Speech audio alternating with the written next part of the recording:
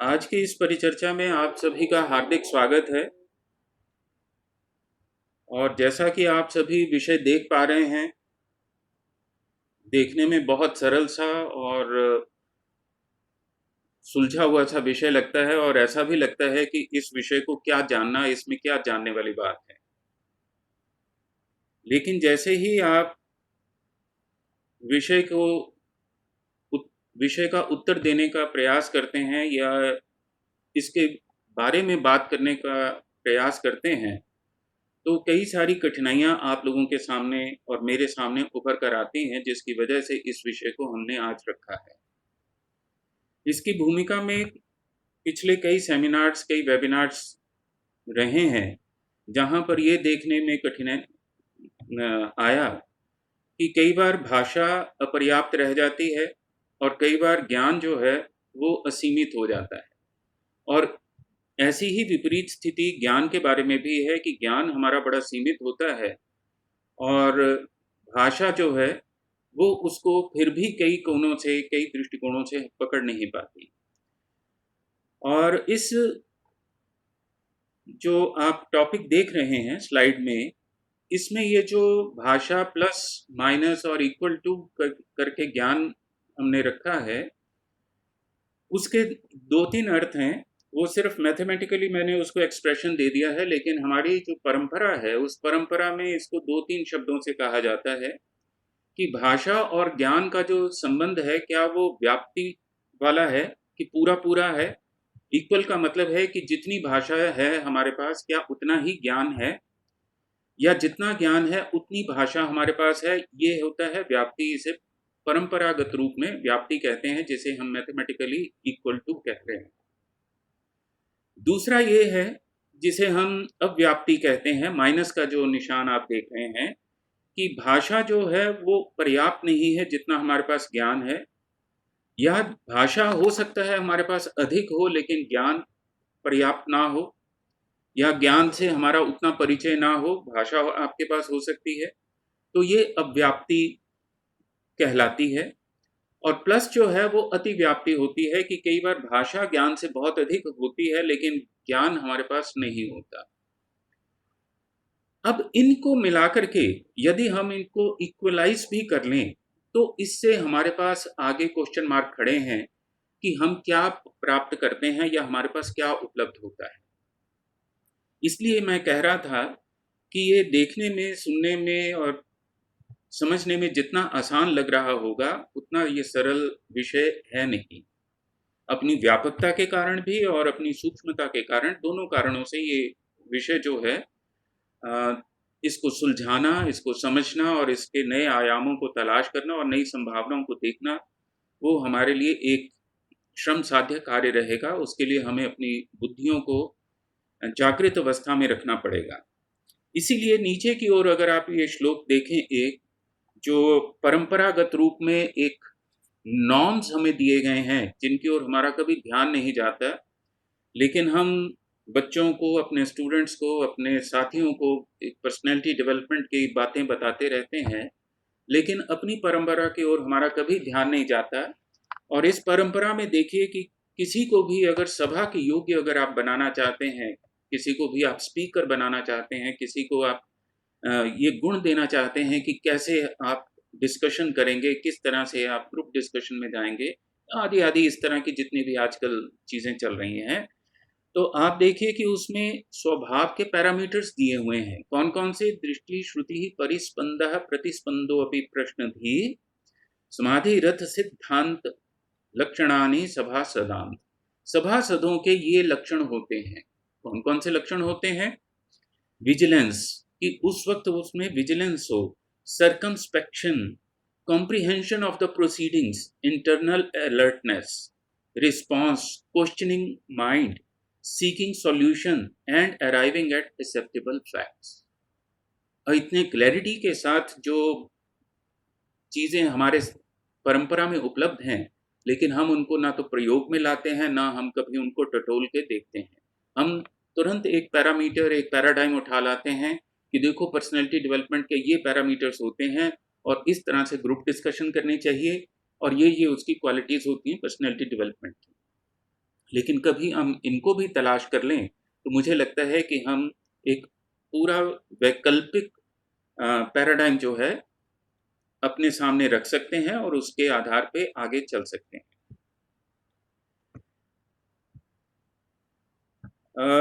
मुझे लग रहा है क्योंकि बीच में लाइट चली गई थी, मुझे ये दोबारा से लोड करना पड़ेगा सिस्टम, लेकिन इस दौरान there is some problem with my PowerPoint. Just a second, अगर मैं इसको रिजॉल्व कर पाता हूँ, नहीं तो हमें ऐसे ही अग्रसर होना पड़ेगा आज।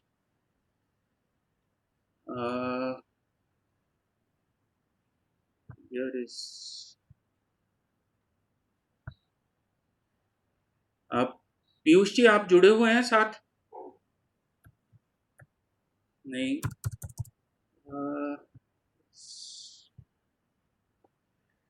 मुझे लगता है कि मुझे एक बार होस्ट किसी और को एक बार होस्ट बनना पड़ेगा क्योंकि ये मुझे अलाउ नहीं कर रहा है। ओके,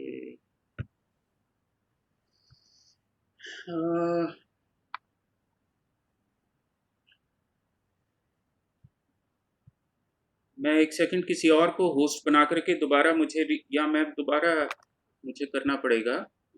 एक सेकंड।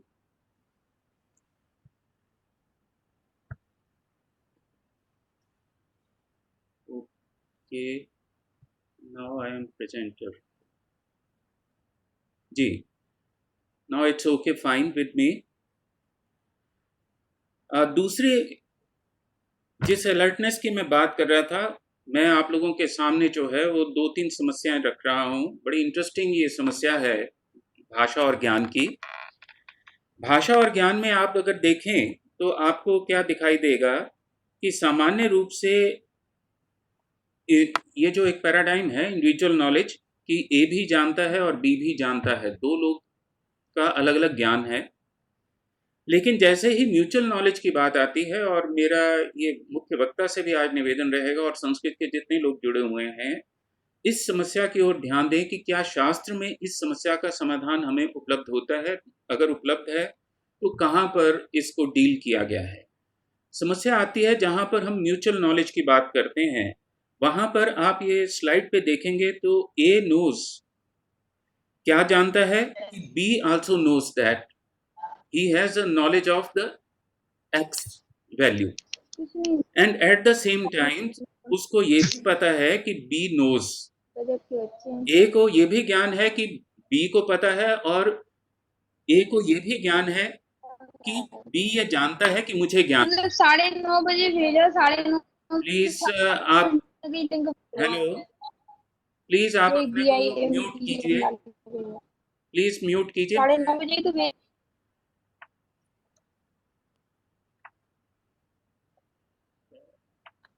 ऐसी मर्यादा का उल्लंघन ना करें। उनने भेजा करेंगे मैडम, जो भी हमें लगा लिखने पड़ेंगे, अभी हमने फोन किया सारे पता चले। सो यहाँ पर आप ये देख रहे हैं कि ए को ये भी ज्ञान है, अपने ज्ञान का भी बोध है, और साथ ही साथ उसे बी के ज्ञान का भी पता है कि बी ये बात, ये तथ्य जो मैं जानता हूँ वो भी जानता है। और सेम केस जो है आप बी के साथ भी देख सकते हैं, बी भी ये जानता है कि मुझे एक वस्तु का ज्ञान है, और साथ ही वो ये भी जानता है कि उसे ए जो है, ए को इस बात का ज्ञान है कि जो ज्ञान मुझे प्राप्त है। तो ये एक उलझी हुई सी जो आप समस्या देखते हैं, ये बड़ी इंटरेस्टिंग है। इसके ऊपर आप सभी लोग अपने विचार मुख्य वक्ता के वक्तव्य के बाद हमारे साथ शेयर कर सकते हैं, और आप इसको कैसे रिजॉल्व करते हैं इस बात को भी आप लोग देखिए। इससे पूर्व कि मैं आगे की बात 2-4 मिनटों में आपके साथ 2-4 पलों में आपके साथ शेयर करूं, उससे पूर्व आज के मुख्य वक्ता से परिचय कराना चाहूँगा, और मैं संजीव घारू जी से निवेदन करूँगा कि वो हमारे आज के मुख्य वक्ता और हमारे साथ जुड़े हुए सभी प्रतिभागियों का सम्मान करें और उनका स्वागत करें। संजीव घारू जी जो डायरेक्टर हैं महर्षि वाल्मीकि रिसर्च काउंसिल के। संजीव जी। जी जी जी जी डॉक्टर साहब, सर आप सुन पा रहे हैं? जी जी सुन पा रहे हैं। जी सर। सर आप परिचय दे दें, मैं उसके बाद मैं जी स्वागत और जी अभिनंदन आज के सम्मान। हाँ जी हाँ आज के हमारे मुख्य वक्ता प्रोफेसर डॉक्टर रमाकांत आंगिरस हैं, जो पूर्व प्रोफेसर कालिदास चेयर और अध्यक्ष रहे हैं संस्कृत विभाग पंजाब विश्वविद्यालय चंडीगढ़ में, और अपनी सेवानिवृत्ति के बाद आजकल वे अध्यक्ष हैं दर्शन योग संस्थान डलहौजी हिमाचल प्रदेश में। और इसके अतिरिक्त डॉक्टर साहब की बहुत सारी पुस्तकें पब्लिश हुई हैं, बहुत सारे कॉन्फ्रेंसेस और लेक्चर्स कई लोगों ने आप में से कई लोगों ने उनका सुना भी हुआ होगा। और उसके अतिरिक्त देश विदेश में कई उन्होंने यात्राएं की हैं इन्हीं लेक्चर्स के संबंध में, आमंत्रित वक्ता रहे हैं। तो उनका आज मुख्य वक्तव्य रहेगा। हम इस विषय में पहले आप लोगों को सूचना नहीं दे पाए थे, लेकिन अगले 35-40 मिनट जो है वो इस सारे विषय के ऊपर वो अपना वक्तव्य हमारे साथ साझा करेंगे। तो इसके साथ ही मैं निवेदन कर रहा हूँ राघव संजीव घारू जी को कि वो हमारे साथ जो हैं हमारे सभी प्रतिभागियों और मुख्य वक्ता का स्वागत करें।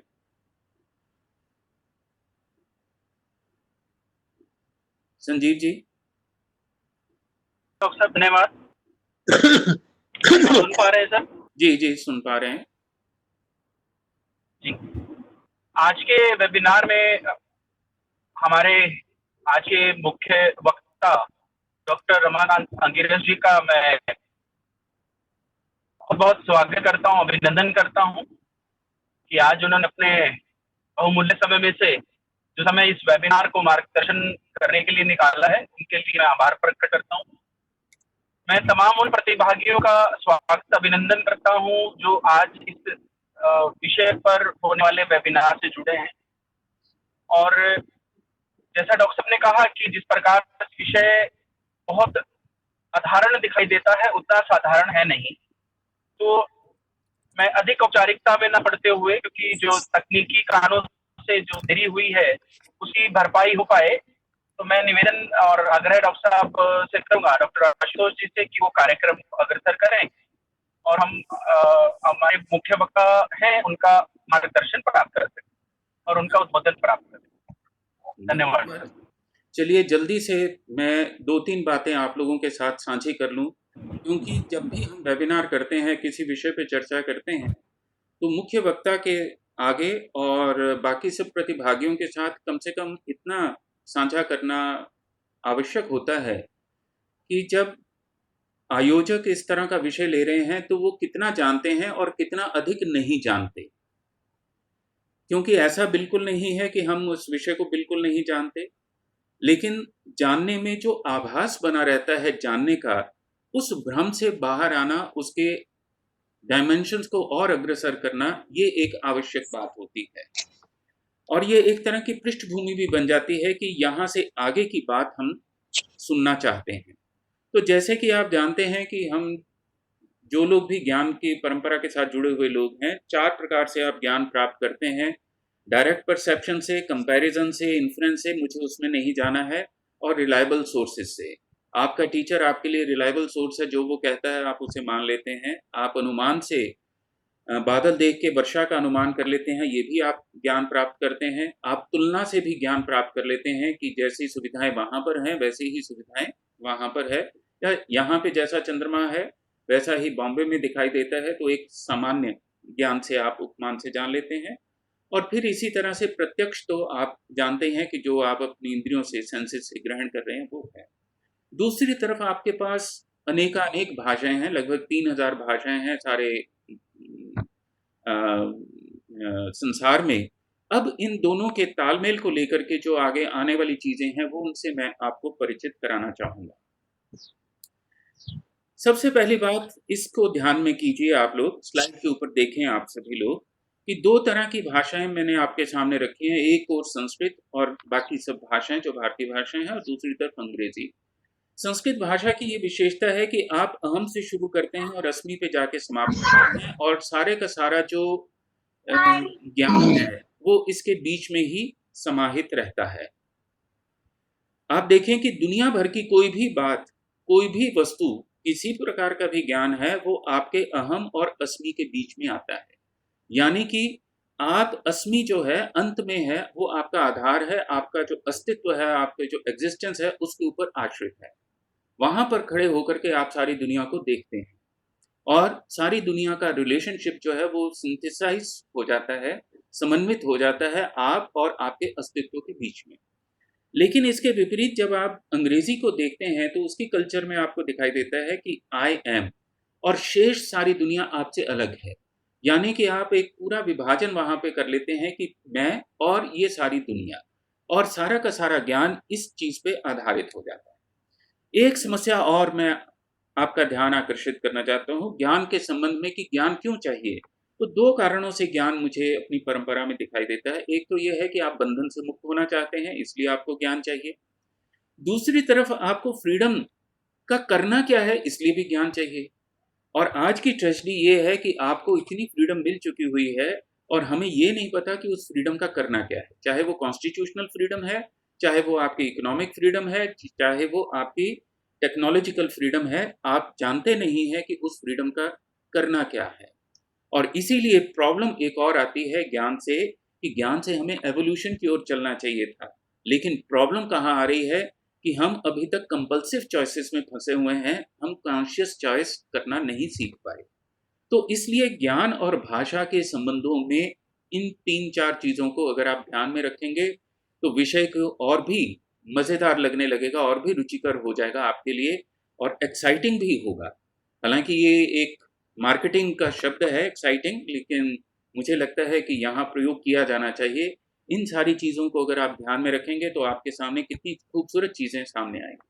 मैं और कुछ एक चीज़ें आपके साथ जल्दी से शेयर करके मुख्य वक्ता को आमंत्रित करूँगा। मेरी दृष्टि में भाषाएँ, सारे संसार की भाषाएँ 2 भागों में विभाजित हैं। एक है एग्रीरियन लैंग्वेज, जो कृषि आधारित भाषा है, और दूसरी तरफ कॉर्पोरेट और इंडस्ट्रियल लैंग्वेज है। और उस इंडस्ट्रियल और कॉर्पोरेट लैंग्वेज से आप कौन से लोगों को पैदा करते हैं, कौन से लोगों को ग्रूमिंग जिनकी करते हैं, वो हैं गुड और स्मार्ट लोग। वो मार्केटिंग के लोग होते हैं, वो ऑफिसेस चलाते हैं, वो सारा काम दुनिया का कर रहे होते हैं। They are very good and smart people. लेकिन एग्रीरियन लैंग्वेज से जो लोग आ रहे हैं आपके सामने, वो कौन से होते हैं? सेंसिबल लोग होते हैं। वो ये भी ध्यान रखते हैं कि मेरे पैर के नीचे आके कोई चींटी ना मर जाए, कहीं गलती से मैं पानी को गंदा ना कर दूं, इस धरती में मैं कहीं कुछ वेस्टेज ना कर दूं, मैं कोई रोटी है तो वो वेस्ट ना जाए, वो मैं किसी और अन्य प्राणी को दे दूं। वो एक सेंसिबल चीज है। इस सेंसिबिलिटी से क्या पैदा होती है? ये कहाँ से आती है? इंटेलिजेंस से आती है। इंटेलिजेंस का मतलब क्या है कि आप और प्रकृति के गहरे संबंधों को जानते, सोचते, समझते हैं। वही आपके व्यवहार में दिखाई देने लगता है। आप पूर्णता में चीज़ों को देखना चाहते हैं, पूर्णता में पूरी व्यवस्था को देखना चाहते हैं, लेकिन दूसरी तरफ जो गुड और स्मार्ट लोग होते हैं, वो इंटेलेक्ट के सहारे चलते हैं। और इंटेलेक्चुअल जो लोग होते हैं, वो क्या करते हैं? हर चीज़ का विभाजन करते हैं कि डिवाइड कर दीजिए। आपने मैटर देखा, मैटर को आपने छोटे-छोटे खंडों में बाँटा, फिर उसको एटम में और सब एटॉमिक फॉर्म्स तक ले जाते हैं। आप किसी भी बीमारी को भी देखना चाहते हैं, तो उसको छोटे-छोटे हिस्सों में बाँटते चले जाते हैं। अब फर्दर जब आप इस चीज़ को और देखना चाहते हैं, तो जो इंटेलिजेंस और सेंसिबल लोग हैं, वो कॉन्शियसनेस के ऊपर उनका ज़्यादा ज़ोर होता है, क्योंकि उनका एसेंस क्या है? कॉन्शियसनेस की चेतना है।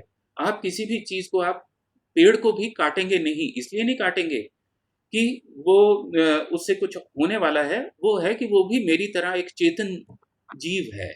आप उसके कॉन्शियसनेस को पहचानेंगे, जबकि दूसरी तरफ आप इंटेलेक्चुअल लोगों को देखेंगे कि वो टोटल पंच महाभूत पे, टोटल स्ट्रक्चर के ऊपर उनका स्ट्रक्चर के ऊपर उनका जोर होता है कि चीज़ों को किस तरह से खूबसूरती से हम पैक करें, किस खूबसूरती से हम उसको प्रस्तुत करें, जिससे कि लोग आकर्षित हों। अब ऐसे लोगों के सामने, हमारे सामने 2 तरह की समस्याएं फिर ज्ञान में आती हैं। एक्चुअल रियलिटी क्या है और वर्चुअल रियलिटी क्या है? एक्चुअल रियलिटी तो ये है कि हमारा अस्तित्व जो है वो एक्चुअल रियलिटी है। लेकिन वर्चुअल रियलिटी क्या है कि मैं अपने ऊपर क्या कुछ इम्पोज़ करता रहता हूँ, अपने साथ कभी डॉक्टर लगा लेता हूँ, कभी एसोसिएट प्रोफ़ेसर लगा लेता हूँ। और कोई मुझसे पूछ ले कि क्या होता है एसोसिएट प्रोफ़ेसर होना, डॉक्टर होना, तो मेरे पास कोई उत्तर नहीं होता। हाँ, अपने अस्तित्व के बारे में मुझे बोध रहता है, ये है एक्चुअल रियलिटी और वर्चुअल रियलिटी, और संस्कृत में इसको उपाधि भी कहते हैं। अब इसके बाद जो सेंसिबल लोग और जो स्मार्ट लोग होते हैं, उनकी फिर फर्दर डिवीज़न हो जाती है 2 तरह की चीज़ें। जो सेंसिबल लोग होते हैं, उनकी इंक्वायरीज़ होती हैं और एस्थेटिक वे ऑफ लाइफ उनका होता है कि जो कल्चर के साथ जुड़ा हुआ है, नेचर के साथ जो जुड़ी हुई चीज़ें होती हैं। और दूसरी तरफ ये जो इंटेलेक्चुअल लोग होते हैं, ये प्राइमॉर्डियल फ़ियर और हंगर के साथ ही डील करते रहते हैं। आज भी जितनी टेक्नोलॉजी है, जितनी बाकी सब चीज़ें हैं, वो क्या कर रही हैं? वो फ़ियर और हंगर, इन 2 चीज़ों के साथ ही डील कर रही हैं कि किसी तरह से आदमी के भय को किस तरह से हम हैंडल करें, किस तरह से भूख को हैंडल करें, और फिर जो है वो मार्केटिंग के प्रोसेस में जाए। और अंतिम बात यहाँ पर आती है कि इस ज्ञान की वजह से मेरे सामने फिर 2 चीज़ें आ जाती हैं कि एक्जिस्टेंशियल ट्रुथ और वर्बल ट्रुथ। वर्बल ट्रुथ क्या है? जैसे मैथमेटिक्स है, वो वर्बल ट्रुथ है। 1, 2, 3, 4 वो वर्बल ट्रुथ है। आप मान लेते हैं कि ये 1 है, ये 2 है, ये 3 है, लेकिन एक्चुअल में अगर आपने कभी बताना हो कि 1 क्या है, 2 क्या है, तो आप नहीं बता सकते। लेकिन मैथमेटिक्स में जो कुछ है वो वर्बल ट्रुथ है। और एक्जिस्टेंशियल ट्रुथ क्या है कि जो वस्तु अपने आप में है, थिंग इन इटसेल्फ जिसे हम कहते हैं। मैं व्याख्याओं में नहीं जा रहा। अब इस टोटल से हम चाहते क्या हैं? क्या वेलबींग, या कुछ और, या समथिंग मोर? और उसके बारे में हम कितने के निश्चित हैं, ये बात हम देख लें। 2-3 मिनट में और आप लोगों के लेना चाहूँगा कि जब इस तरह का विषय सोचा जाता है, तो हमारे सामने 4 प्रकार की प्रॉब्लम्स हैं। उससे हम हैं इन 4 प्रॉब्लम्स को क्या हैंडल कर सकते हैं कि नहीं कर सकते, ये भी विचार करने वाली बात है। क्योंकि मैंने वेल-बीइंग की बात की थी कि इमोशनल क्राइसिस को क्या हम अपनी भाषा और ज्ञान के द्वारा हैंडल कर सकते हैं? क्या हमारे जो कार्मिक कॉम्प्लेक्सेस हैं, कॉन्फ्लिक्ट्स हैं, कि कहना कुछ है और फिर वो पूरा नहीं हो पाता, आदि-आदि बहुत सारी चीज़ें हैं, कार्मिक कॉन्फ्लिक्ट्स जो हैं, क्या हम उसे अपनी भाषा और ज्ञान के द्वारा रिज़ॉल्व कर सकते हैं? और फिर जो नॉलेज के जो हमारे जो इंटेलेक्चुअल जो कॉन्फ्लिक्ट्स हैं, क्या हम उन्हें रिज़ॉल्व कर सकते हैं अपनी भाषा से? और चौथी जो बात है, जो सबसे महत्वपूर्ण बात है, कि जो मीडिया और बाकी सब जगह हमें दिखाई देता है कि हम ओवर यूज़ ऑफ लैंग्वेज जो करते हैं, जो हिंसा कर रहे हैं शब्दों के साथ, कि वो अपना मीनिंग ही खो चुकी हैं। तो क्या हम उसको भी मर्यादित कर सकते हैं कि नहीं कर सकते? तो एक तरह से क्या हम ज्ञान और भाषा के सम्यकता को स्थापित कर सकते हैं या नहीं कर सकते, ये हमारे लिए आज की सबसे बड़ी चुनौती है। तो ये कुछ एक बातें थी, ये कुछ एक प्रश्न थे, ये पृष्ठभूमि थी, जो मैंने आप सभी प्रतिभागियों के साथ और मुख्य वक्ता के साथ साझी की है कि यहाँ से आगे की यात्रा हम कैसे आरंभ करें और किस दिशा में जाएं, और कैसे ज्ञान और भाषा के संबंधों को व्याख्यायित करें कि उनमें एक सामंजस्य हो, जिसकी वजह से हमारे भीतर न इमोशनल क्राइसिस पैदा हो, न हमारे कार्मिक क्राइसिस हो, न हमारे इंटेलेक्चुअल क्राइसिस हो, और ना ही हम भाषा के साथ कभी हिंसा करें। तो इन्हीं सब शब्दों के साथ मैं आमंत्रित कर रहा हूँ आज के मुख्य वक्ता को कि वो हमारा इन प्रश्नों का समाधान, इसमें हमें दिशा निर्देश, इसमें हमें अग्रसर होने की जितनी भी संभावनाएं हैं, उन संभावनाओं से वो हमें परिचित करवाएं। प्रोफेसर रमाकांत आंगिरसी। हेलो। जी जी, सुन पा रहे हैं आपको। ओम हरे नमो ऋषिभ्यः पथिभ्यः।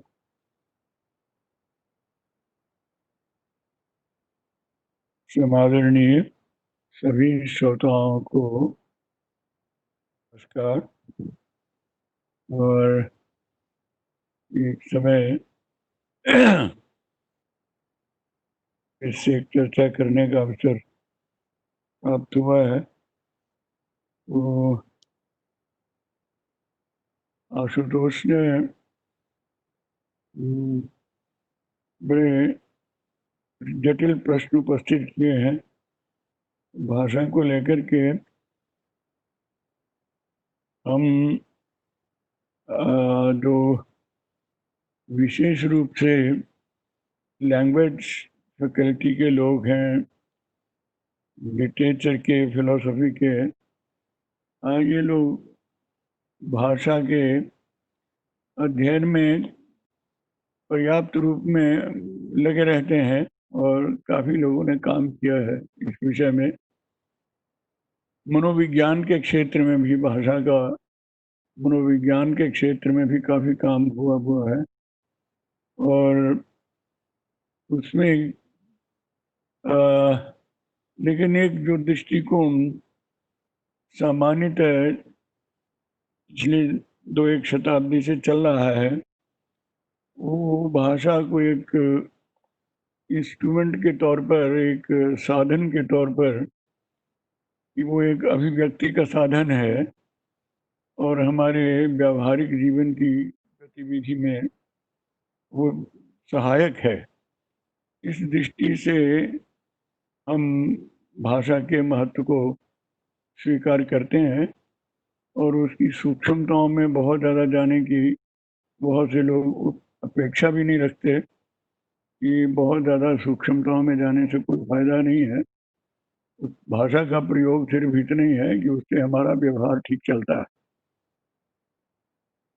और कुछ लोग भाषा के आधुनिक विद्वान जो हैं वो ये भी समझते हैं कि मनुष्य का जो चैतन्य जगत है, उसका जो भीतरी जो जगत है, वो उसका लगभग भाषा जो है वो 7% या कुछ 9% के करीब ही अभिव्यक्त कर पाती है।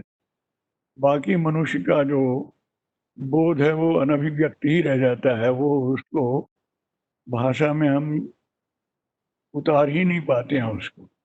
तो भाषा का एक बड़ा ये सीमित सा ही प्रयोग है और वो सीमित प्रयोग जो है वो बड़ा व्यावहारिक सा प्रयोग है। ऐसा भी आधुनिक विद्वान कुछ लोगों से इनसे चर्चा पूर्व और पश्चिम में होती रही, इस तरह के दृष्टिकोण के लोग भी मिले। लेकिन हम लोग इसको एक परंपरागत दृष्टि से जब देखते हैं तो थोड़ा एकदम एक भिन्न भाषा दर्शन की स्थापना करने में समर्थ होते हैं। हम समझते हैं कि भाषा के लिए जिस शब्द का प्रयोग मूलतः होता आया है, ये वाक शब्द का प्रयोग हम लोग करते रहे हैं और वो वाक जो है वो एक मनुष्य की ही चेतना की एक शक्ति है, मानव चेतना की ही एक वाक शक्ति है। वो कोई केवल आंगिक व्यवहार ही नहीं है कि जिह्वा का व्यवहार है उसका, अपितु उसका एक हमारा संपूर्ण चेतना का वो किस तरह से प्रतिनिधित्व करती है और किस तरह से हमारी चेतना के साथ भी जुड़ी हुई है और हमारा जो व्यावहारिक पक्ष है, इसको अगर भारतीय परिदृश्य में कहा जाए तो हम कहें कि वो हमारे प्रेय को भी अभिव्यक्त करती है, हमारे प्रेय का, हमारे व्यवहार को भी वो चलाती है और हमारे निश्रेयस का भी साधन बनती है। और निश्रेयस का साधन बनती है, इसीलिए ये शब्द को लेकर के हमारे बहुत सारे दर्शनों के अंदर इस बात का प्रतिपादन किया गया है कि ये भाषा ने ही हमें बांधा हुआ है। भाषा से हम बंधे हुए हैं। बहुत सारे यदि आप देखें तो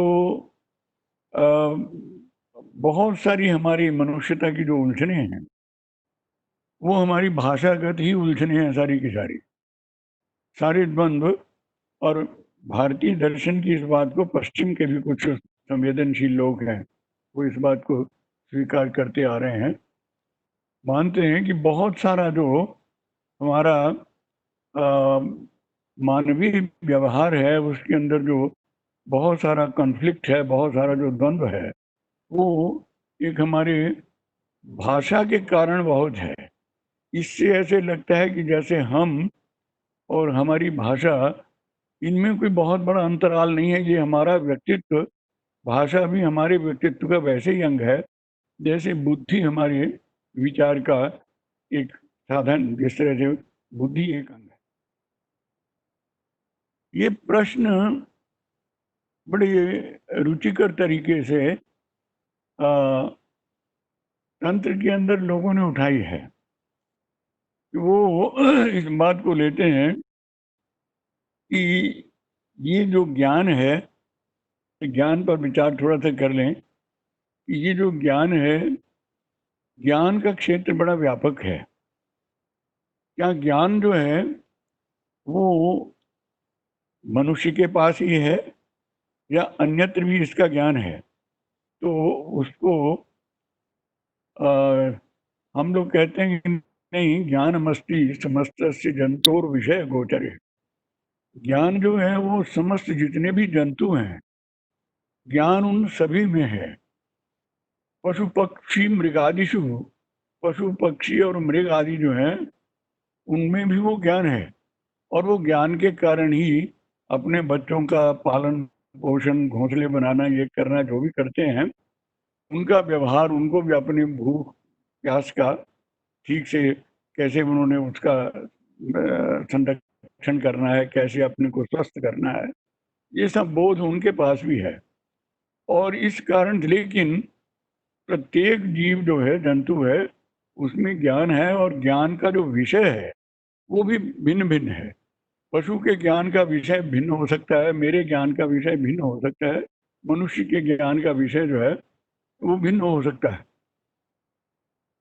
इसलिए वहाँ प्रश्न वो करते हैं कि तुम क्या समझते हो कि क्या केवल ज्ञान जो है ये मनुष्य की ही धरोहर है, मनुष्य को ही ये ज्ञान हुआ है? तो वो कहते हैं नहीं, ज्ञान मस्ति समस्त से जंतुर विषय गोचर। विषय गोचर होने पर कोई भी जंतु, चाहे वो कीट पतंग जो भी है, विषय जैसे ही सामने आता है तो उसे उनको भी ज्ञान होता है, लेकिन उनका ज्ञान जो है वो एक प्रकार का एक परिसीमित सा ज्ञान वहाँ रह जाता है, लेकिन ज्ञान होता है वहाँ पर। इसलिए ये जो एक व्यावहारिक ज्ञान है वो हम समझते हैं कि पशु जगत के पास भी उसमें है, और बहुत सारे जीव जो हैं, मनुष्यों में भी, जिनका ये कि परिसीमित ज्ञान रह जाता है, उनके लिए भी शास्त्रों के अंदर ये शब्द प्रयोग कर दिया जाता है, पशु प्रमाता। पशु प्रमाता का अभिप्राय क्या है कि जिसका ज्ञान जो है वो बड़ा ही परिसीमित है और बड़ा ही बंधा हुआ ज्ञान है, जो बंधन का हेतु बन रहा है, ऐसा ज्ञान है जिसमें विकास की संभावना नहीं रहती। वो जीवन भर जहाँ से चले थे, कोल्हू के बैल की तरह उन्हीं शब्दों के इर्द गिर्द वो घूमते रहे, और वहीं के वहीं व्यक्तित्व में कोई परिवर्तन नहीं हो पाया, किसी तरह का कोई ट्रांसफॉर्मेशन नहीं आ पाई। और ट्रांसफॉर्मेशन न आने का साथ भाषा में भी कोई ट्रांसफॉर्मेशन नहीं आती। भाषा, वाक जो है, जिसे हम वाक तत्व कह रहे हैं, वो वाक भी उसी प्रकार से हमारे एक जीवन का, हमारा एक वो पक्ष है जो नितांत हमारे ज्ञान के साथ बराबर जुड़ा हुआ है। इसलिए ये जो मनुष्य के ज्ञान है, क्योंकि मनुष्य का विषयों के प्रति जो ज्ञान है वो पशुओं की विषय ज्ञान से थोड़ा भिन्न है। मनुष्य को परिभाषित करते हुए वैदिक लोगों ने ये कहा, मत्वा कर्माणि सिद्ध्यति। मनुष्य जो है वो जो एक्शन करता है, जो काम करता है, मत्वा कर्माणि सिद्ध्यति, पहले उसके ऊपर वो मनन करता है। अब ये मनन शब्द जो है, ये उसका उस पर विचार करना चाहिए कि ये मननात् मनुष्य है। जब हम करते हैं कि मनन करता है, तो ये उसमें मंतव्य के साथ इसको रिलेट करके देखना चाहिए। कि स्वयं उस विषय के ऊपर जो वस्तु प्राप्त हुई है, वो वस्तु के ऊपर वो पहले स्वयं मनन जो करना है, मनन कालीन, बाहर से विषय का जो है वो आगम कालीन है, वो बाहर से इंपोर्ट करता है, इंपोर्ट होते ही चीज ज्ञान होता है, लेकिन वो जो इंपोर्ट किया है उसके ऊपर वो स्वयं दूसरी अवस्था में वो मनन करता है, और फिर मनन करके वो कर्मों को करता है। इसलिए ये कहा नैरुक्तों ने कि मत्वा कर्माणि शिव्यति, मनन करके कर्मों को चलाता है, अपने कर्म जगत को चलाता है। इसलिए ये बड़ी एक थोड़ा सा विचित्र भी इसमें लगेगा कि एक और हम ज्ञान की जब चर्चा करते हैं तो ज्ञानेंद्रियों का क्षेत्र जो है हमारा भिन्न है, और कर्मेंद्रियों का क्षेत्र जो है वो एक अलग है, लेकिन दोनों का आपस में एक सायुज्य है, एक दोनों का आपस के अंदर एक संबंध है। तो वाक जो है, वाक कर्मेंद्रिय होते हुए भी प्रधान देवताओं में उसकी गणना हुई है। वाक का देवता माना गया है अग्नि को, और ये लोग जो है वो कहते थे कि देखिए उसकी वाणी के अंदर वर्चस्व, तेजस जो आता है। अब अग्नि को शब्द को आप बाहर सिर्फ जलती हुई आग के अर्थ में न लें। अग्नि शब्द का जो अभिप्राय है, उसका जो गुण धर्म या क्रिया है, उसके हिसाब से आप देखेंगे तो उसमें ये है कि वो वाणी जिसके अंदर तेजस्कता है, जिसके अंदर ओजस्विता है, ऐसी वाणी जो है, उस वाणी के अंदर भी जब संस्कार होने लगता है, अब उसमें परिवर्तन आना शुरू होता है, उसमें उसके अंदर तो एक अद्भुत एक चमत्कार आना शुरू होता है। पशु की भाषा में पशु का जो ज्ञान है, उसमें कोई जैसा है वो वैसे का वैसा रह जाता है। हमारे यहाँ पर मनुष्य के यहाँ पर स्थिति ये है कि जैसा है वो वैसा ही नहीं रहता है। अगर वो बहुत बहुधा हो, उसके अंदर विकास की संभावनाएं बहुत निहित रहती हैं। इसलिए मनुष्य का ज्ञान भी अन्य सभी जंतुओं के, जीवों के ज्ञानों से एक भिन्न ज्ञान है, उसमें एक भिन्नता है। वहाँ पर एक वो उसको किस ढंग से अपने ज्ञान को संभालता है, और उस ज्ञान को संभालने के लिए उसके पास जो साधन सबसे बड़ा है, वो उसके पास वाक तत्व है। हालांकि उसके विषय में हम चर्चा कई बार कर चुके हैं कि संप्रेषण के साधन और 20 हो सकते हैं, लेकिन ज्ञान के साधन के विषय में भारतीय विद्वानों का जो दृष्टिकोण रहा वो ये रहा कि ये नमो वाचस्पते, ये वैदिक प्रार्थना है जिसके अंदर है नमो वाचे, वाणी को नमस्कार करता हूँ, नमो वाचस्पते। और इसका जो वाचस्पति है, उस वाचस्पति को भी, ये वाचस्पति कौन है? ज्ञानी है। वो वाचस्पति, उसको भी मैं प्रणाम करता हूँ। या चोदिता या चनोदिता, ऐसी वाक एक वो वाक का स्वरूप है जो मेरे व्यवहार में वैखरी के रूप में, स्थूल रूप में मेरे व्यवहार में जो शब्द आ रहा है, लेकिन वैखरी ही वाक नहीं है, उसका एक आंतरिक रूप है। वो भीतर से जो संकल्प रूप में उदित होती है, वो मैं जब सोचता हूँ, बाहर से नहीं बोल रहा हूँ, लेकिन मन में जो सोचने की प्रक्रिया करता हूँ, मैं कोई आइडियाज बनाता हूँ, संप्रत्यय बनाता हूँ, तो वो संप्रत्यय भी मेरे जो बनते हैं वो भी शब्द से ही, वो भी उस वाक से ही मिले होते हैं। और उन संप्रत्ययों का आगे जो और सूक्ष्म रूप, संस्कार रूप होता है, वो भी शब्द के ही संस्कार होते हैं, शब्द के द्वारा ही प्रतीत किए गए संस्कार होते हैं। इसलिए वो क्या करते हैं, हम लोग जब सोचते हैं तो भाषा की सिर्फ उसका बाह्य रूप को ही, वैखरी रूप को ही नहीं देखते हैं। वैखरी से हम मध्यमा में उतरते हैं, और मध्यमा से हम पश्यंती में उतरते हैं कि यहाँ शब्द और शब्द का अर्थ दोनों का ज्ञान एक संपिंडित रहता है। वहाँ पर हम एक पूरी की पूरी एक शब्द के माध्यम से ही हम एक यूनिटी का अनुभव करते हैं कि यहाँ पर शब्द और अर्थ एकदम आपस में एक उनको कहना चाहिए जैसे अर्धनारीश्वर की स्थिति है। उसके कई कई प्रतीक हमने बनाए हैं। अर्धनारीश्वर भी उनमें से एक प्रतीक है कि आधे भाग में स्त्री है और आधे भाग में पुरुष है। जैसे ऐसे ही वहाँ पर वागर्थ प्रतिपत्ति, शब्द वाणी और अर्थ की प्रतिपत्ति लोक भाषा में भी जैसे प्रयोग करते हैं कि वहाँ पर शब्द और अर्थ का संबंध कैसा है, लेकिन शब्द है और शब्द का अर्थ है। इसको लेकर के भी हम यहाँ पर नहीं रुके, इससे थोड़ा सा अग्रसर होकर के हमने कहा कि समाधि में जब योगी अनुप्रवेश करता है तो वो पतंजलि जिन्होंने महाभाष्य के अंदर भाषा का एक पूरे का पूरा दर्शन स्थापित किया है और वाक को ही उन्होंने भाषा को वाक को ही मनुष्य के व्यक्तित्व का अंतिम चरम मान लिया है, लेकिन वो अपने पातंजल योग सूत्र के अंदर एक अलग दृष्टि से विचार करते हैं। वो कहते हैं कि समाधि के अंदर योगी जब समाधिस्थ होकर के एक संयम को प्राप्त कर लेता है तो वो संयम को प्राप्त कर लेने से, संयम का अर्थ है कि उसका सारा व्यक्तित्व जो है वो जब समाहित होकर के वो एक दिशा में जब प्रवाहित उसकी चेतना होती है, दृष्टा जो है वो अपने स्वरूपावस्थिति की ओर जब आगे बढ़ता है तो उससे ये धारणा ध्यान समाधि वगैरह जो जो कुछ भी है ये सारे का सारा एकनिष्ठ हो जाते हैं, एक सूत्र हो जाते हैं।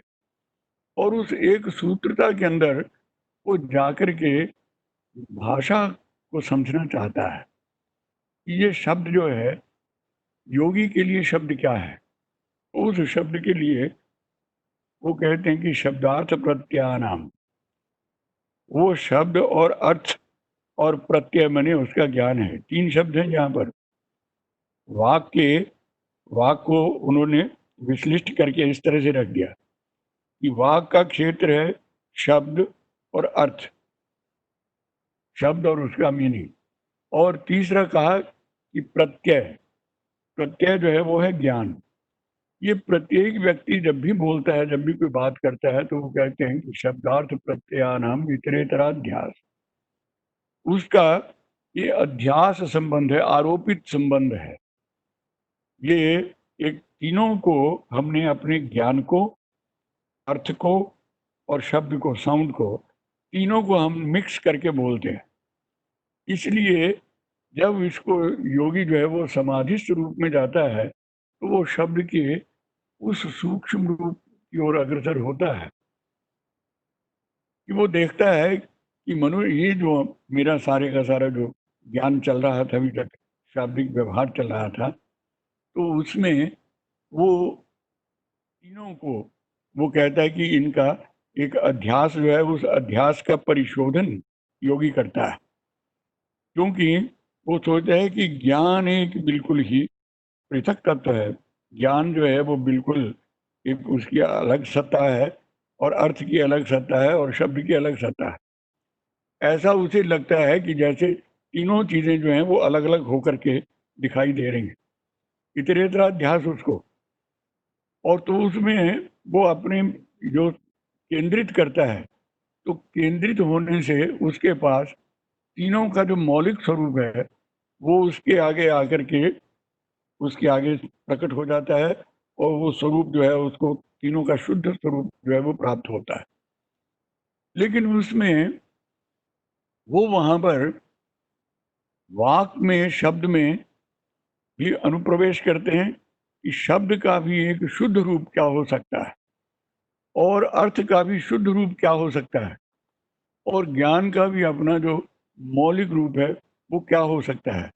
तो फिर इन तीनों के बीच में जो संबंध है वो संबंध किस प्रकार से बनता है, इस संबंध का समाधान शैवाचार्यों ने ढूंढा और उन लोगों ने उसको, व्याकरणों ने भी उसको ढूंढा, शैवाचार्यों ने भी ढूंढा। उन्होंने कहा कि नहीं, ये एक नसोस की प्रत्ययो लोके यह शब्दानुगमाद्रिते। संसार में ऐसा कोई प्रत्यय नहीं है, ऐसा कोई ज्ञान नहीं है जो शब्दानुगमाद्रिते, जो शब्द के अनुगम के बिना अपने आप में कोई अर्थ रखता है। कोई भी ज्ञान जो है वो बिल्कुल शब्दानुगमाद्रिते नसोस्ति प्रत्ययो लोके यह शब्दानुगमाद्रिते, वो अपने शब्दानुगम के बिना वो कहीं अपने कुछ भी प्रकाश नहीं, प्रकाश प्रकाशित, प्रकाश जो है वो भी प्रकाशित नहीं हो पाएगा अगर शब्द ज्योति नहीं उसकी।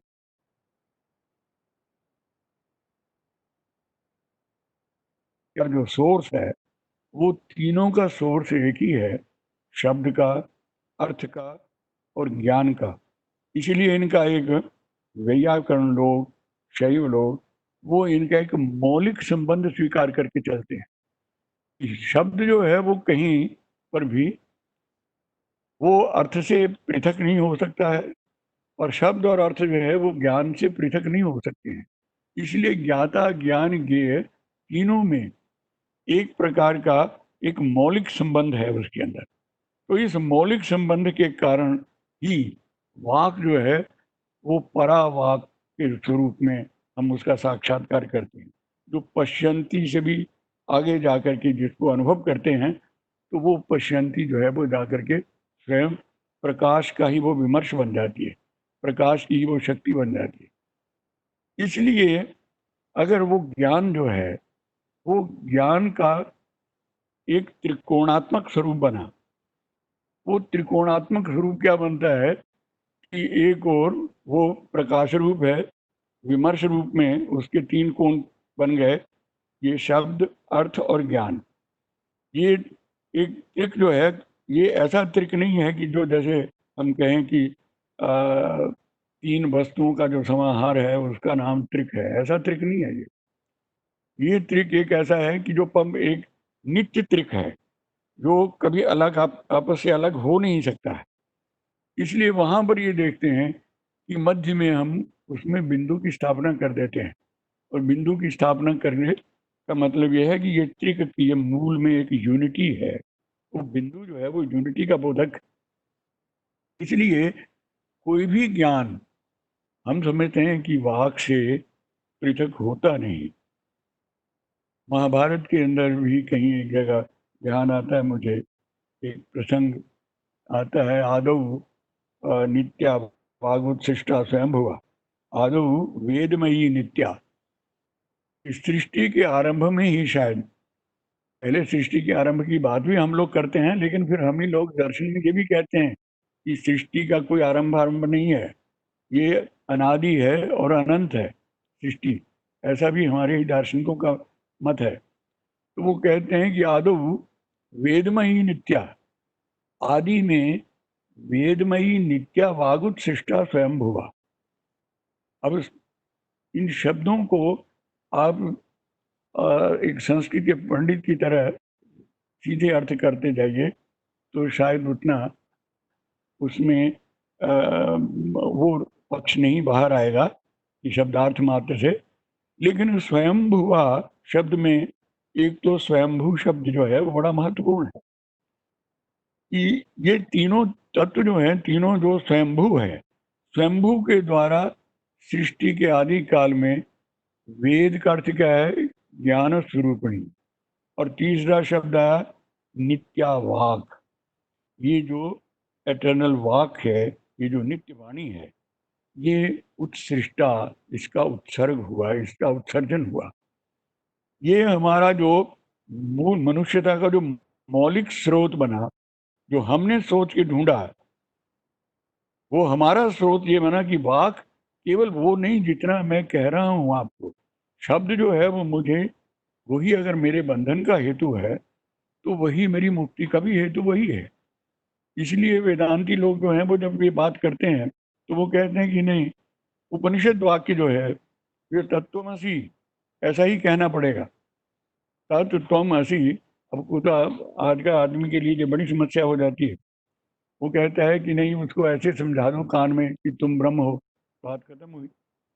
तो इसमें शब्द का क्या तत् और त्वम पद का ही क्या महत्व है? वो कहता नहीं, तत् और त्वम जो है वो कहता है कि नहीं, ये सूत्र जिस मौलिक संवेदना से ये जो वाक्य उठा है, जिस मौलिक संवेदना से ये शब्द जिस तरह से ये सूत्रित होकर के निकले हैं, उसी रूप में जो कहा जाएगा तो ये उस ज्ञान का सर्जन करेगा, अन्यथा जो उस ज्ञान का सर्जन नहीं करेगा।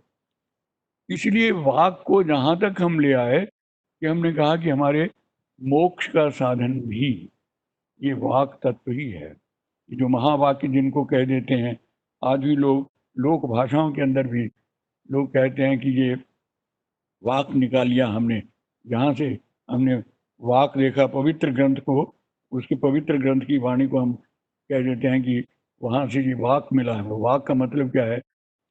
वाणी है या वाक्य है। लेकिन ऐसा नहीं है कि हमने वाक का स्वतंत्र रूप से अध्ययन नहीं किया।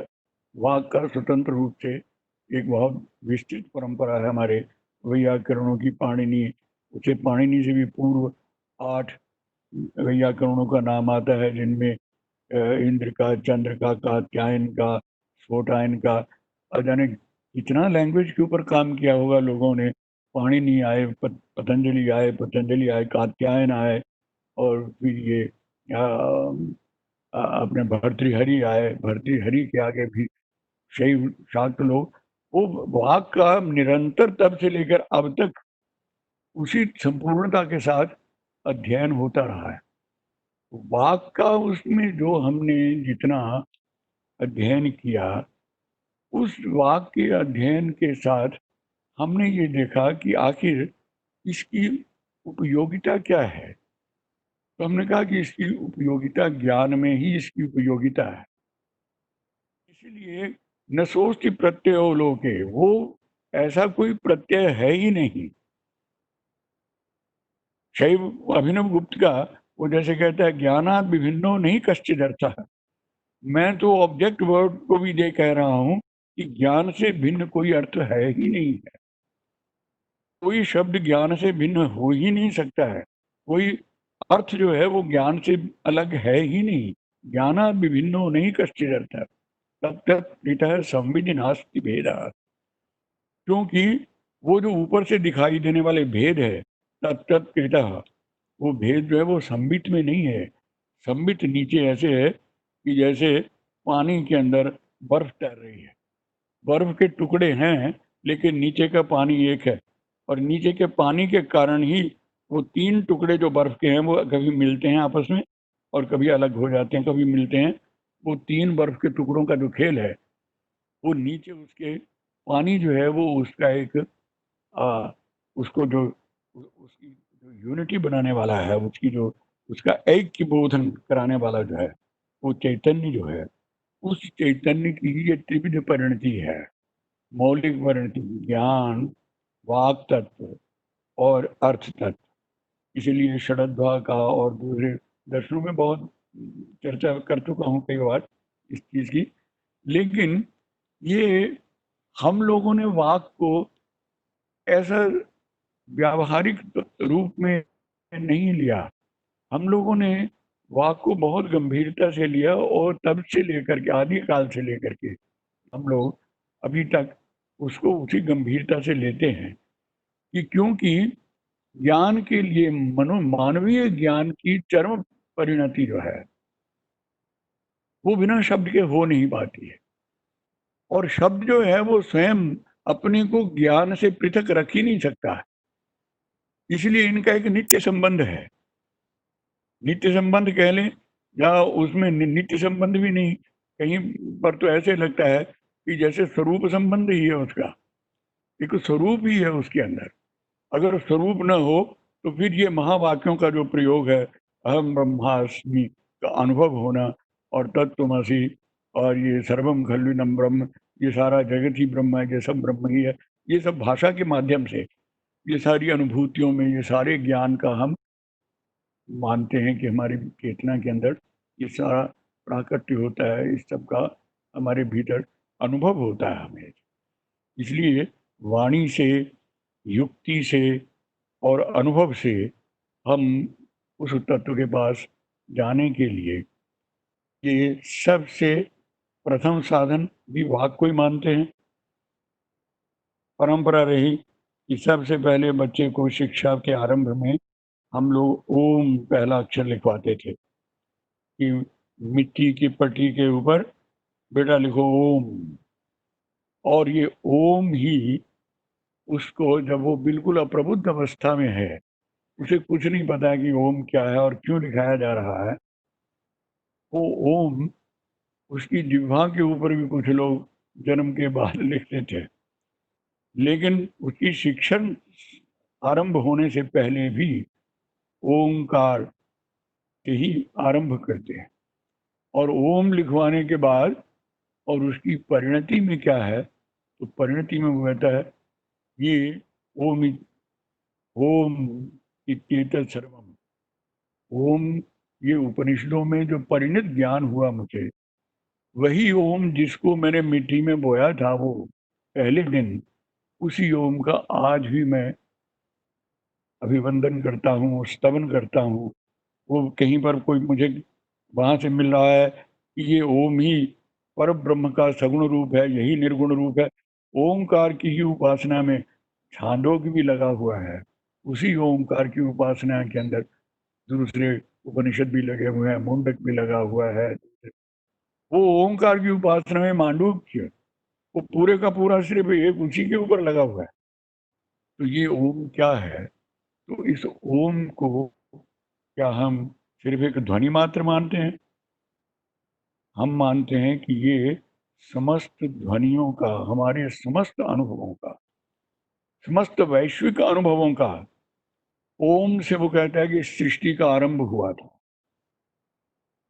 ओम से ही इसका आरंभ, ओंकार शब्दश्च, ओंकार से और अथ शब्द से ही आरंभ होता है। इसलिए प्रत्येक क्रिया को हम ओंकार से ही आरंभ करते हैं। इसलिए ओम जो है ये वाणी का प्रथम रूप है। और यही जब हम तृप्त हो जाते हैं, भोजन करने से पहले भी हम बोलते हैं लाएं भोजन, तो लोग कहते ओम, यस, ओम, ओम कह के ही आरंभ करते हैं। और जब तृप्त हो जाता है तब भी हम उसमें शांति हो, हाँ, अब उसमें तृप्ति का अनुभव। तो इसलिए वाक जो है वो एक ऐसा सूत्र है जिस सूत्र के अंदर वो, ये वाक सूत्र अपने आप में अकेला नहीं है, ये ज्ञान का ही एक, उसमें ज्ञान का ही एक स्फुरता, इसी में ज्ञान स्फुरण होता है। इसलिए शाक्त लोग जो हैं वो कई बार ये प्रार्थना करते हैं इस बात के लिए कि अरे हुजूर में पढ़ते रहते हो, जरा इस शब्द में जरा प्रविष्ट होने का प्रयास करो। सारी उम्र इस शब्द को बोलते रहे हो, लेकिन इस शब्द की व्यंजना को तुम कहीं समझ नहीं पाए। इस शब्द का, ओम का अर्थ कौन समझता है? लेकिन गीता में कहेंगे कि देखिए उसमें लिखा है ओम ओंकारम बिंदु संयुक्तम नित्यम ध्यायन्ति योगिनः कामदम मोक्षदं चैव ओंकाराय नमः। अभी ओंकार ध्वनि रूप भी है, लिपि रूप भी है। लिपि के रूप में ये स्वस्तिक बन गया है, लेकिन ये स्वस्तिक भी ज्ञान का बोधक बना चतुरस्र है। चारों कोनों में धर्म अर्थ काम मोक्ष पुरुषार्थ, इन सब इसकी रेखाओं में से व्यंजित होता है। तो व्यंजित होने वाली जो चीज उसका है वो ज्ञान ही उसका स्वरूप है, ज्ञान ही उसकी खुशबू है, उसका फ्लेवर है।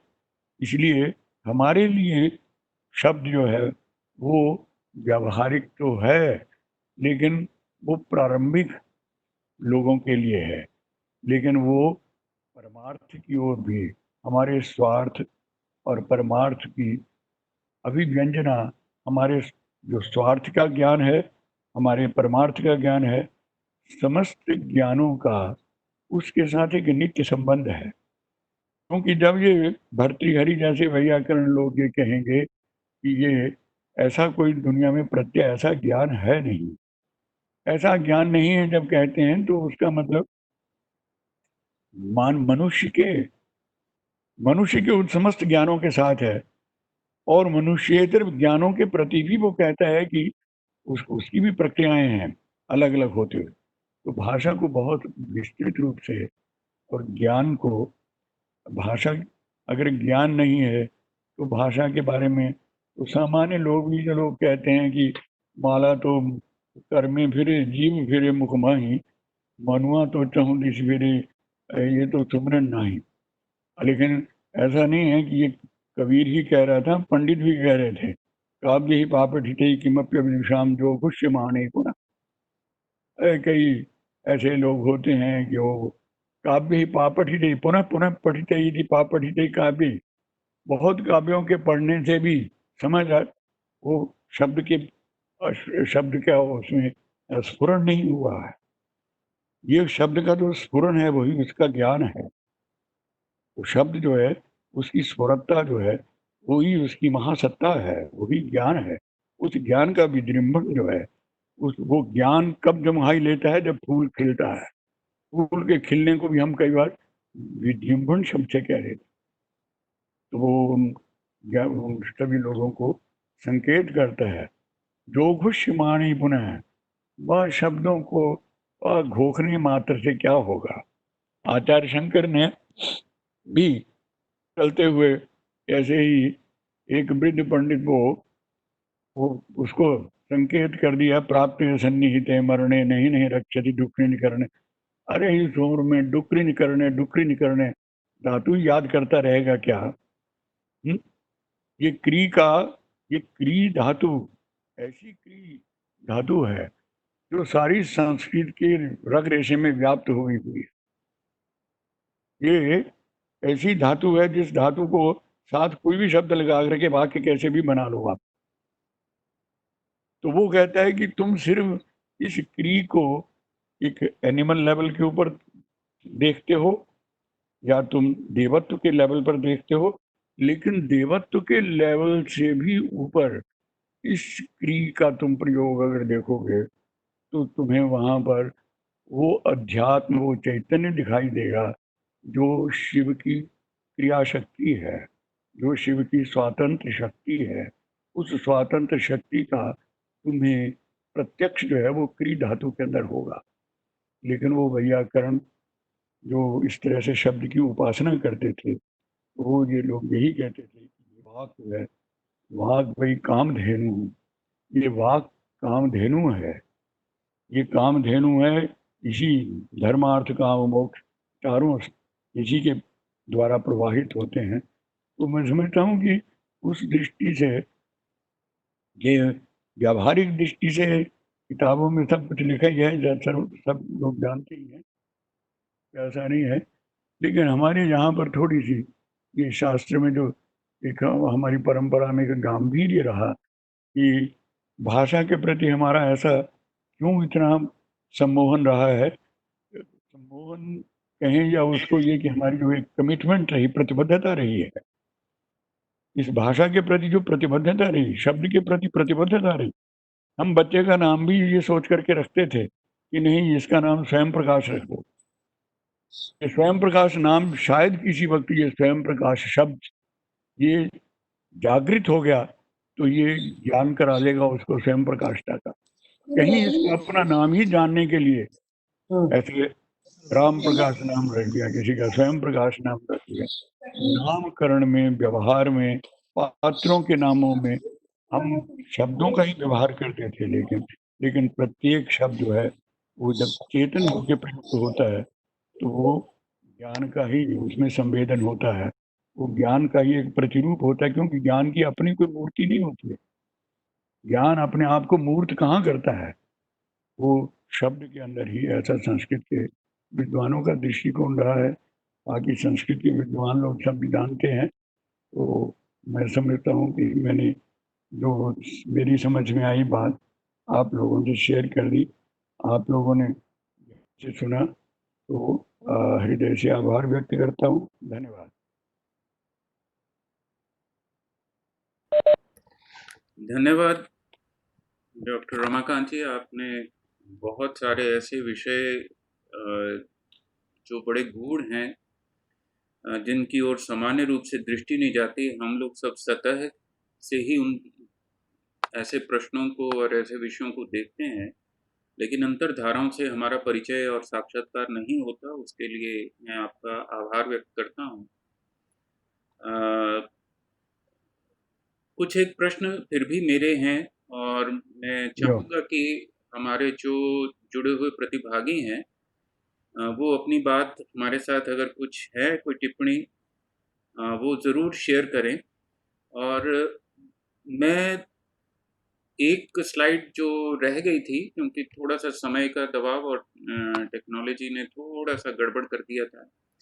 एक स्लाइड और मैं दिखाना चाहूँगा और मैं आपका भी ध्यान चाहूँगा कि सामान्य रूप से जब हम भाषा का और ज्ञान के संबंध में प्रयोग करते हैं, तो शायद इस दृष्टि से भी इसको देखा जाना चाहिए कि जब मैं कर्ता के रूप में भाषा और ज्ञान का प्रयोग करता हूँ, तो मेरी मेरी क्या स्थिति होती है? भोक्ता के रूप में, एन्जॉयर के रूप में जब होता हूँ, तो लैंग्वेज और नॉलेज का रिलेशनशिप कैसा हो जाता है? और नोअर की फॉर्म में जब मैं प्रयोग करता हूँ, तो लैंग्वेज और नॉलेज का क्या संबंध रहता है? साथ ही ये जो 4 आप भेद देख पा रहे हैं, आज्ञान, संज्ञान, विज्ञान और प्रज्ञान, इस पे थोड़ी-सी टिप्पणी ज़रूर मैं आपकी चाहूँगा कि लैंग्वेज और नॉलेज के संबंध में आज्ञान, संज्ञान और विज्ञान और प्रज्ञान ये आपको अंग्रेज़ी में नहीं मिलेंगे। साथ ही 3 लेवल ऑफ नॉलेज जो हैं, वो हमें ज़रूर ध्यान में रखने चाहिए जब इस तरह के विषयों को हम हैंडल करते हैं। एक तो ये कि इदम अहम वाला, कि यह मैं हूँ, दिस इज़ आई, आप ऐसा व्यवहार करते हैं। सेकंड है आई एम दिस, अहम इदम, कि मैं ये हूँ। तो इन दोनों के अंतर को भी हम ध्यान रखें क्योंकि जब इन 2 लेवल्स पे हम भाषा का प्रयोग करते हैं तो वो कुछ का कुछ बनता रहता है और हमें हमेशा अक्सर आम तौर पे कहना पड़ता है कि मैं कहना तो ये चाहता था, मेरी बात का ये मतलब नहीं है। तो सामान्य व्यवहार में आपको कई तरह की कठिनाइयाँ आती हैं। तीसरा लेवल जो है वो अहम अहम इदम इदम वाला है कि I am I and this is this. तो ये ज्ञान का एक स्तर है जहाँ पे भाषा अपने आप में एक अलग ही रूप ले लेती है। देखिए, ये अ, सारी बात मैं समझ गया। जी, इसमें देखिए, ये जो था ना मंत्र साधना जिसे कहते थे, जी, ये मंत्र साधना का अभिप्राय क्या था? मंत्र जो था, पहले जो जिक्र हम करते रहे हैं, वर्ण है, पद है, मंत्र है। और वैयाकरणों ने भी इसका प्रयोग इस ढंग से लिया है कि वर्ण है, पद है और वाक्य है। और फिर ये उसमें उसके अंदर वो धीरे धीरे उसका जब मनन करते हैं और वो मनन से उसके ऊपर जब आपकी चेतना का उसके साथ संबंध धीरे धीरे जुड़ने लगता है। भाषा का एक प्रयोग हमारा जो रहता है कि भाषा में और हमारे ज्ञान के बीच में विषय ज़्यादा प्रबल रहते हैं। अहम इदम के अंदर भी आप देखो तो सर्वम खलविदम ब्रह्म, इदम ब्रह्म की बात जब करता है तो वो उसमें इदम ब्रह्म जो है वो इदंता की उपेक्षा नहीं करता है। इदंता भी भाषा का ही उसमें उसका ज्ञान कराती है, भाषा वाक इदंता का भी बोध कराती है, लेकिन अहंता का बोध भी वही कराती है। अहम ब्रह्मास्मि का भी जो बोध कराती है। लेकिन ये है कि इस टेक्निकलिटीज को प्रत्येक व्यक्ति नहीं समझ पाता, इसलिए हम उसके लिए एक बात सिर्फ ये है कि मंत्र साधना भाषा जो है जब तक सिद्ध नहीं होती, भाषा की उपासना जो करते हैं, वो उपासना का मतलब क्या था कि मुझे मैं जीवन भर सरगम सीखता रहा लेकिन मुझे गाना नहीं आया। और दूसरी तरफ लोग ऐसे भी हैं जो कहते हैं कि मैं क्या गाऊं, अब उसमें स्वर ही नहीं लग रहा है तो मैं क्या गाऊं। ऐसा नहीं कि उसने सीखा नहीं है, वो सीखा, लेकिन उस सीखने के अंदर स्फुरता नहीं आई, स्फुरणशीलता नहीं आई है, उसके अंदर वो एक ताजगी नहीं है, उसमें जो एक फ्लेवर आना था वो नहीं आ पाया। इस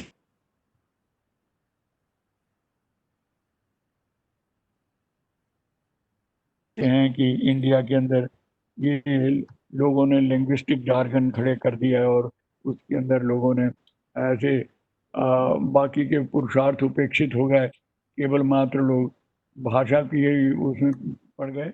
ऐसे पश्चिम के कुछ एक विद्वानों ने स्वयं आरोप लगाए, लेकिन उन आरोपों का पश्चिम के ही कुछ विद्वानों ने उनको फटकारा भी कि नहीं, तुम नहीं समझते हो कि ये वाक तत्व को जिस गांधीर्य के साथ भारत के वो लोगों ने लिया है, वो एक अपने आप में एक पूरे का पूरा भाषा का संपूर्ण दर्शन है, पूरे का पूरा।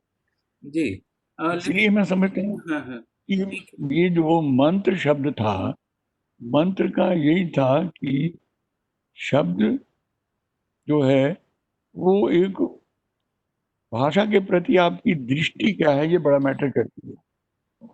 आप भाषा को केवल एक व्यवहार मात्र की वस्तु समझते हैं, या भाषा के आप उन पक्षों को देखना चाहते हैं कि शक्ति रूपा है।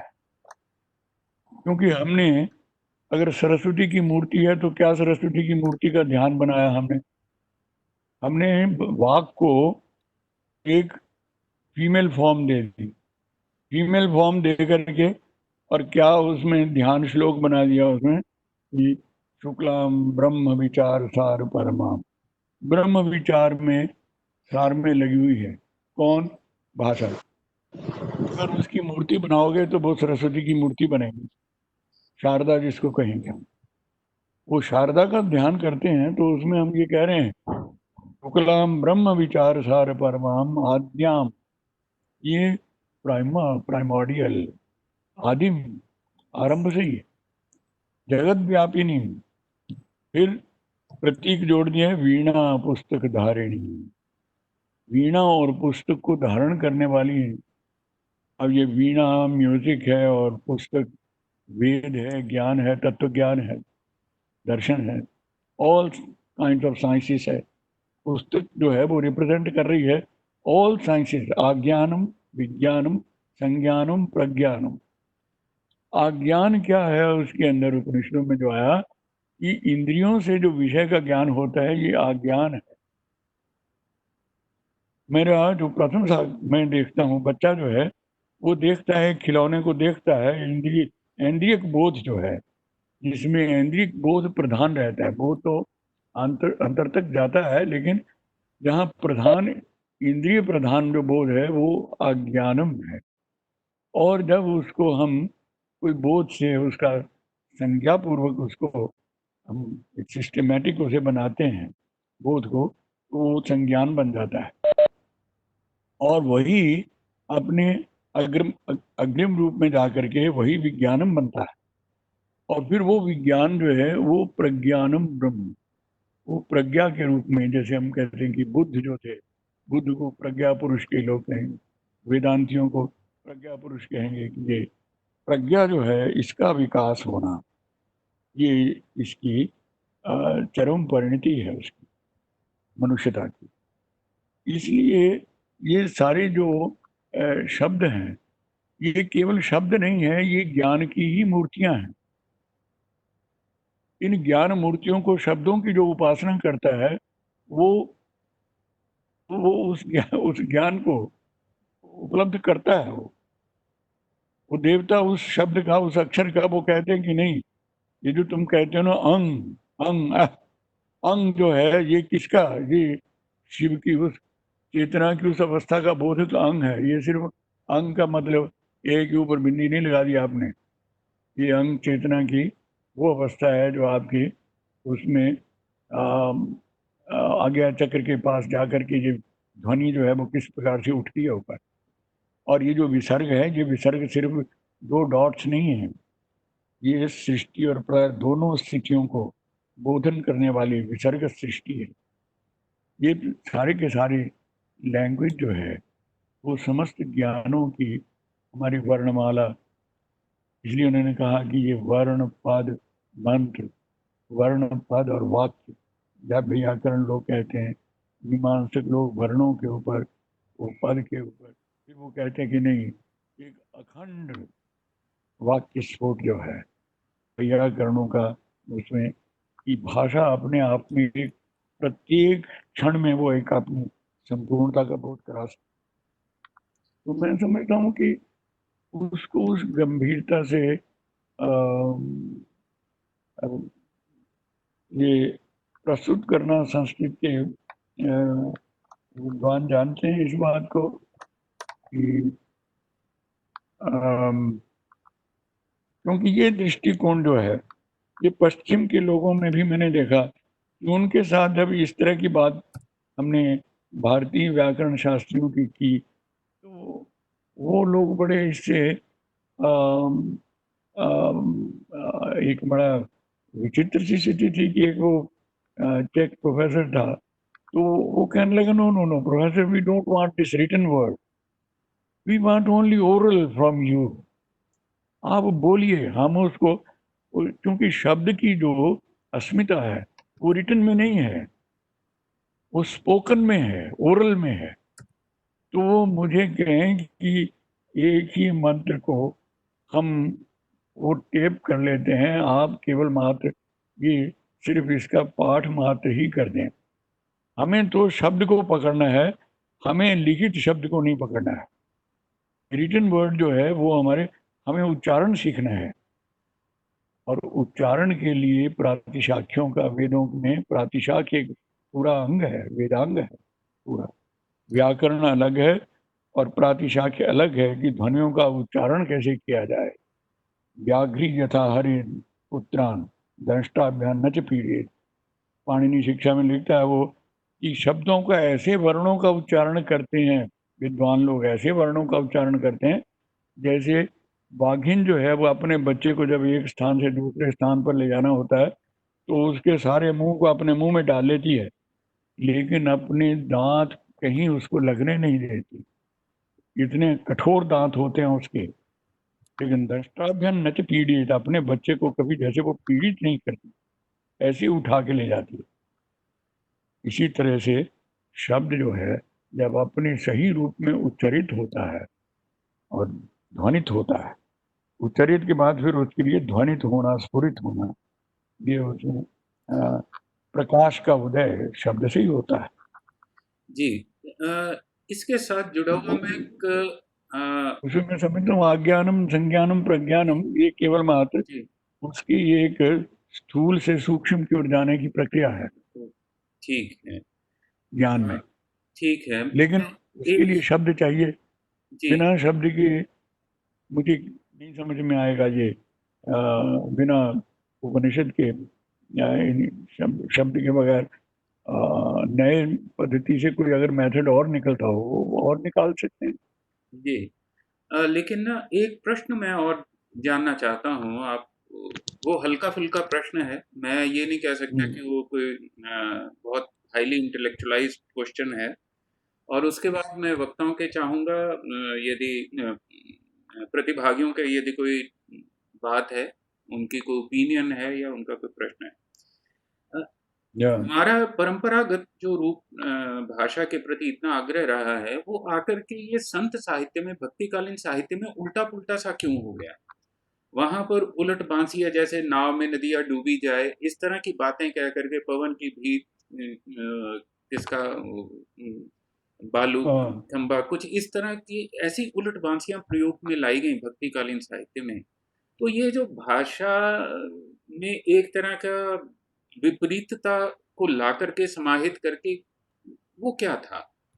अगर वैदिक ज्ञान और परवर्ती ज्ञान में अगर वो भाषा का प्रयोग और ज्ञान के प्रति बड़ा साफ और स्पष्ट आग्रह है, तो ये विपरीत भाषा और जो अपने आप में उलझी हुई भाषा है, इससे क्या हाँ, वो बोधित करना चाहते नहीं, हैं? ये जो संत थे ना, संतों के पास भी जो परंपरा संवेदनशील बहुत थे ये संत लोग, और शब्द के प्रति इनकी संवेदना बहुत थी।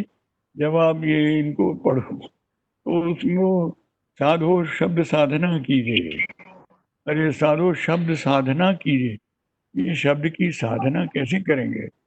ये चौकड़ी मार के बैठ के माला पकड़ के करेंगे शब्द की साधना, शोर मचा के करेंगे, जोर जोर से बोल करके कैसे शब्द साधना कीजिए? या ही शब्द ते ब्रह्मा उपजे, इस शब्द से ही ब्रह्मा विष्णु रुद्र ये सारे, अब शब्द की महिमा ये कबीर गा रहा है, साधो शब्द साधना की। और शब्द के बारे में संत साहित्य सिर्फ ये है कि वो, क्योंकि उसके पास संस्कृत शब्द नहीं था, लेकिन संस्कृत के शब्दों की छाया तो थी, सारे सर्वत्र थी। शब्द बोध के प्रति ये जो एक सेंसिबिलिटी का निर्माण किया हुआ था, वो अपभ्रंशों के पास भी थी। इनका आपस में भाषाओं का कोई विरोध थोड़ी था संस्कृत के साथ। ये विरोध तो आपकी विश्लेषण पर जो नई प्रणालियां पश्चिम से आई, तो उसने ये सारे का सारा कहा कि नहीं, विघटन करके देखो कि ये तो उसके विरोधी थे। ये जो ऋग्वेद था, ऋग्वेद की देवतावादी था, उसके अगेंस्ट एक रिवोल्ट था उपनिषद। उनको हर जगह वो रिवोल्ट की भाषा में बात करनी शुरू कर दी उन्होंने। बुद्धिज्म को भी रिवोल्ट, वो भी रिवोल्ट, वो सब रिवोल्ट करते गए। और हमारी सारी जो संवेदना थी वो उस उस उस उस षड्यंत्र को, उसका शिकार तो हुई है।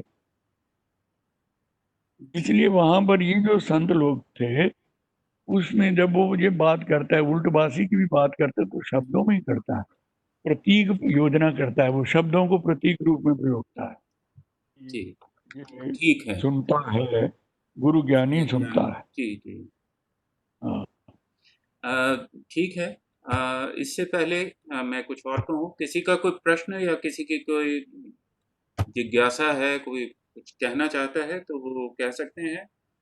और अंतिम जो ओपिनियन है, मैं महेश कौल जी की चाहूँगा, और उसके बाद धन्यवाद ज्ञापन जो है वो संजीव घारू जी करेंगे। महेश कौल जी, आप कुछ कहना चाहेंगे?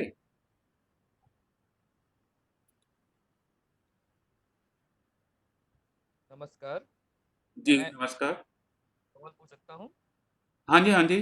थोड़ा लाउड होना पड़ेगा, आनंद जी। आनंद गुरिये। जी, जी। एक प्रश्न पूछ सकता हूँ? प्लीज। या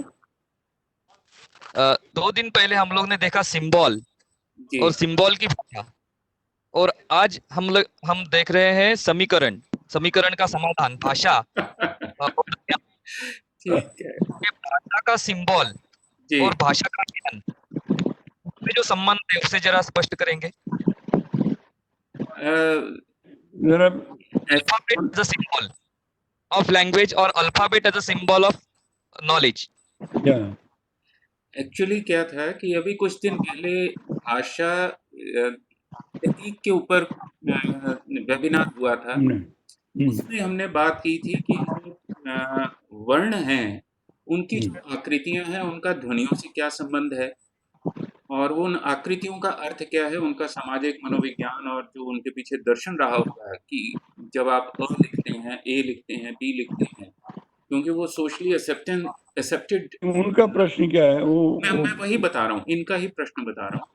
और अच्छा। आज हमने भाषा और ज्ञान ले लिया, तो ये 4 चीज़ें जो मिल गई हैं, इनका स्पष्टीकरण वो चाह रहे हैं कि इसमें एक तालमेल क्या है, कि वर्ण और उसकी ध्वनि, वर्ण प्रतीक के रूप में, उसकी ध्वनि के रूप में, और भाषा और ज्ञान, 3-4 चीज़ें इकट्ठी हो गई हैं।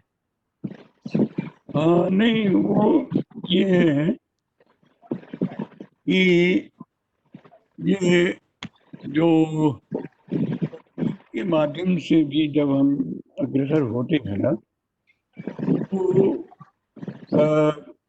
वो भी हमारा जो एक जो प्रक्रिया है, उसको हम ये देखें कि प्रतीक का एक बाह्य रूप है जो एक डायरेक्शन देता है, एक जुड़ता है, वो भी उसका अभिव्यंजना करता है। लेकिन वो भी प्रतीक जो है वो भी भाषागत उससे बाहर नहीं जाता है, क्योंकि जो भाषा का आंतरिक रूप है, कई बार ये होता है कि हम उन शब्दों से ही वो बात नहीं कह पाते हैं, हम गलत शब्द का प्रयोग कर देते हैं। तो शब्द हमेशा कोई ऐसा तो है नहीं कि जैसे हमने एक शब्द का प्रयोग किया, वो उसमें ये किसी ने नरसिंह शब्द का वो अर्थ कर दिया और वो अर्थ को दूसरी दिशा में ले गया या कुछ और उसमें हो गया। शब्द जो है वो का कोई प्रतीक विद्या से हम ये था कि जो बाहर की हमारी कलाएं, अन्य कलाएं हैं, वो अन्य कलाएं भी भाषा के स्थूल रूप से तो भिन्न होंगी, लेकिन आंतरिक रूप में वो भाषा, वो जो 64 कलाएं हैं, वो 64 कलाएं भी उस एक ही विमर्शनी कला से उत्पन्न हुई। ये उनका जो केंद्र है वो वाक ही उसका केंद्र है। साही मुष्मयी मता वाग रूपता के दुत्क्रामे तपबोधस्य शाश्वती। भर्तृहरि कहते हैं कि वाग रूपता का अतिक्रमण कोई कला नहीं कर सकती है। कोई प्रतीक बोध हो, कोई किसी तरह का विबोध हो, लेकिन वो सब के सब बाह्य रूप में वो एक पृथक पृथक है। सारा उनका नाना तो है, उसका प्रतीक एक अपना क्षेत्र है, प्रतीक अपने ढंग से काम कर रहा है, लेकिन शब्द प्रतीक भी है।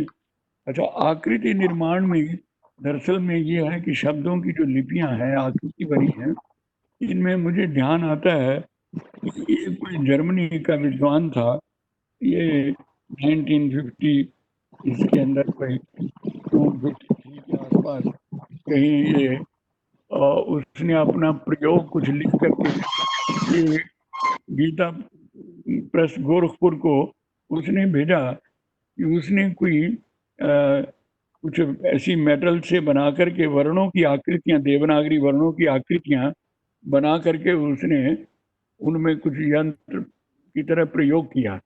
तो वो जिस आकृति के बीच में उसने वो हवा भरी फूंक मारी जो किया, तो वो उसने क्लेम किया था कि वैसी ही ध्वनि उसमें से आविर्भूत हुई। जैसी वो आकृति थी, वो जो ई थी, तो ई को अगर उसने जैसे बनाया था उसमें से, और उसके बाद उसमें जो उसने बीच में बोलने वाला इंस्ट्रूमेंट जो भी यूज़ किया था, उसमें उसने फूंक मारी तो वो ई कार की ही ध्वनि उसमें से निकली। ऐसा वो प्रयोग कोई जर्मन विद्वान था उस समय जिसने ये करके भेजा था। लेकिन निश्चित रूप से उपासना में ये प्रतीक जो है ये उपासना गम्य है।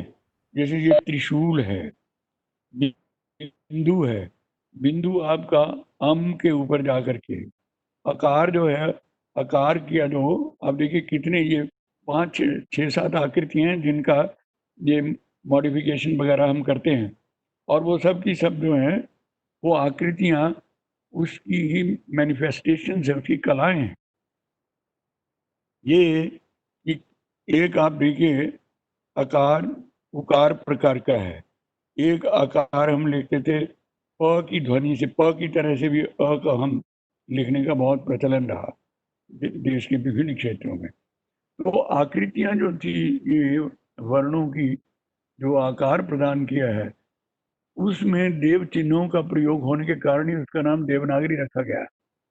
ये त्रिशूलात्मक आकृति है, ये शंखाकृति है, ये अमुक आकृति, वो देवताओं की तरह जैसे वो एक पूरा क्षेत्र है जिसका आप कर सकते हैं, लेकिन वो आकृतियां ऐसे नहीं है। उनका संबंध देवोपासना के साथ बहुत गहरा संबंध है उन आकृतियों का। ये इसलिए वो जब भी उस तत्व का नाम लेते हैं तो उसी ध्वनि से उस तत्व का आवाहन करते हैं। ल को लिखते हैं तो ल के साथ पृथ्वी तत्व का ही संबंध जोड़ते हैं। ल के माने पृथ्वी तत्व। तो वो एक अलग से विषय बड़ा विस्तृत हो जाता है उससे, कि वो आकृतियां जो हैं वो देव पूजा से ही संबंध है। ये मुद्राएं हैं, अब नृत्य की मुद्राएं हैं, और उन मुद्राओं के द्वारा उपासना में आपके वो मुद्राएं शामिल हो जाती हैं। उपासना में आपके म्यूजिक भी शामिल हो जाता है। उपासना में आपके कोई ऐसी चीज नहीं है जो उपासना में शामिल नहीं हो सकती, लेकिन केंद्रीय जो रहेगा वो मंत्र रहेगा। जो आप बोल रहे हैं वो मंत्र ही देवता का मौलिक स्वरूप है। उसके इर्द गिर्द उसकी जो विभूति है, विभूति रूप में वर्णमाला वर्णमाला के मालिनी विद्या, कश्मीर में मालिनी का प्रयोग बहुत रहा। और फिर उन आकृतियों का भी, देव आकृतियों का भी, देवता जो विभूतियों के साथ आकृतियों का संबंध है, वो ऐसे विकसित नहीं हुआ है जैसे ये स्कूटर है, एक उस प्रकार का क्रॉस का ये पुरानी ब्राह्मी लिपि के अंदर मिलता है कि ये जो जिससे आज हम स्वस्तिक लिखते हैं, ये स्वस्तिक जो है ये किस प्रकार से धीरे धीरे आकार बना। ये ब्राह्मी लिपि में आकार का स्वरूप कुछ इस तरह का था और वो कैसे विकसित होता चला गया, ये अलग विषय है। पर इसको आनंद जी, इसको हम दोबारा टेकअप कर सकते हैं, क्योंकि ये विषय जितने मैं ले रहा हूँ ये और अधिक जो है वो जिज्ञासा की और अधिक चर्चा की अपेक्षा रखते हैं। तो ये एक बार में तो पूरे नहीं हो सकते, लेकिन will take it up again.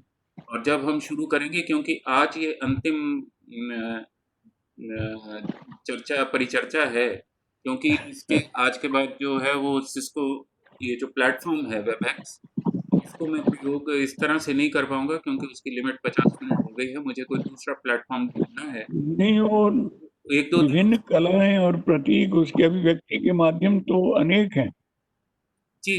प्रतीकों का भी ये है, प्रतीक रूप में कहीं पर वो, लेकिन प्रतीक की भी परिणति जा करके उसमें वो लिंग्विस्टिक एक्सपीरियंस शब्द के अंदर नाद ब्रह्म में ही जाके होगी जी। वो जो अंदर उठेगा जा करके, प्रतीक भी उस नाद ब्रह्म की तरफ ही अग्रसर करेगा आपको, वाग ब्रह्म। चलिए डॉक्टर महेश कौल जी का एक उनकी ऑब्जर्वेशन लेंगे और फिर उसके बाद संजीव घारू जी धन्यवाद ज्ञापित करेंगे, और यदि किसी और की कोई टिप्पणी होगी तो वो जल्दी से उसमें ले लेंगे। जी सर, मेरी आवाज आ रही है? बिल्कुल सर, आप दिखाई भी दे रहे हैं। प्रातः स्मरणीय प्रोफेसर अंगिरस के चरणों में सादर प्रणाम। और ये मेरे लिए तो मैं कहूँगा अमृत वर्षा थी, जैसे उसमें मैं बिल्कुल देख रहा था कश्मीर शैव दर्शन से मैं भी काम कर रहा हूँ। मेरे लिए तो ऐसे लग रहा था जैसे ये अमृत वर्षा शैव दर्शन से हो रही थी, प्रकाश और विमर्श की वो बात कर रहे थे, स्वतंत्र शक्ति की बात कर रहे थे, और इतना सार गर्भित रहा। और उसके साथ साथ बहुत बड़ा उसके बाद उसमें जो उन्होंने प्रतीकों की बात की और इतना रहस्योद्घाटन किया, मालिनी विजयोत्तर तंत्र का भी उन्होंने थोड़ा सा संकेत किया है। मैं तो चाहूंगा एक व्याख्यान बहुत एक्सक्लूसिव इस पर भी हो, जैसे आशुतोष जी ने कहा हमें आगे करना चाहिए। लेकिन देखिए कि प्रतीकों और चिन्हों का और मंत्रों का जो रहस्य है, वर्णों का, उसके संबंध में आजकल हम पर्सनालिटी डेवलपमेंट की बात करते हैं, शब्द उच्चारण, कम्युनिकेशन स्किल, जो एंजेलिसाइज चीजें आई हैं हमारे अंदर, कितना ट्रेजर है। एक एक शब्द के पीछे विज्ञान और विज्ञान के पीछे रहस्य, और ये ऋषियों ने जो आत्मसात किया, आगम को और निगम को विभक्त किया, परमार्थिका और इसको व्यवहारिका को, तो हमें जो आचार्य ने हमें वो आशीर्वाद दिया, मैं तो बहुत गदगद हुआ। और मैं समझूंगा कि जो युवा पीढ़ी है उसमें भी एक मैं कहूंगा कि इंटरेस्ट जागा होगा कि इस विषय में। ये रिसर्च नहीं है जिस हिसाब से लोग करते हैं, क्योंकि यहाँ इसके टूल नहीं होते, हाइपोथेटिक्स नहीं होते, आत्मसात करना है। तो केवल जैसे हमने कहा कि किसी प्रोफेसर ने इनसे कहा कि हमें लिखित नहीं, आपको सुनना है। वाकई ये सिद्धि है, सिद्धि आपकी जीवा से ही होती है, आपके श्वास से, ओम का जो प्रस्फुटीकरण होता है। मेरे पास तो शब्द नहीं है, मैं तो एक दंडवत प्रणाम ही कर सकता हूँ आपके चरणों में। धन्यवाद महेश जी, धन्यवाद महेश जी। यदि किसी और की कोई टिप्पणी है, हमारे साथ मैडम अनुभा जैन भी जुड़े हुए हैं, जो जैन दर्शन से हैं, तो यदि वो अपनी कोई बात कहना चाहें। मैडम अनुभा,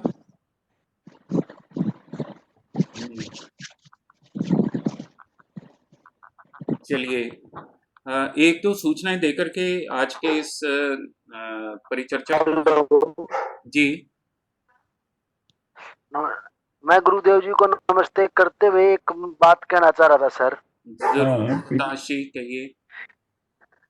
जी जी, मैं क्योंकि गांव में जब हम रहते थे, अब शहर में आ गए, तो जो ओम के बारे में इन्होंने बताया गुरुजियों ने कि खाने से पहले जब ओम बोला जाता था, तृप्ति के बाद जब ओम कहा जाता था, तो गांव की बहुत सुनहरी मन में वो तस्वीर आई कि कैसे हम अपनी संस्कृति और सभ्यता से शहरों में आकर सब कुछ भूल गए हैं। इसके साथ साथ जो ज्ञान का संबंध गुरुजी ने विशेष से बताया और जीव जंतुओं से बताया, मुझे 2-3 बातें गांव की याद आती हैं कि एक बैया का एलना होता था जो विश्वकर्मा जी को भी फेल कर देता था। एक इंजनहरी की टीबी होती थी दीवार के ऊपर, जो एक मतलब रोग के लिए भी दवा थी।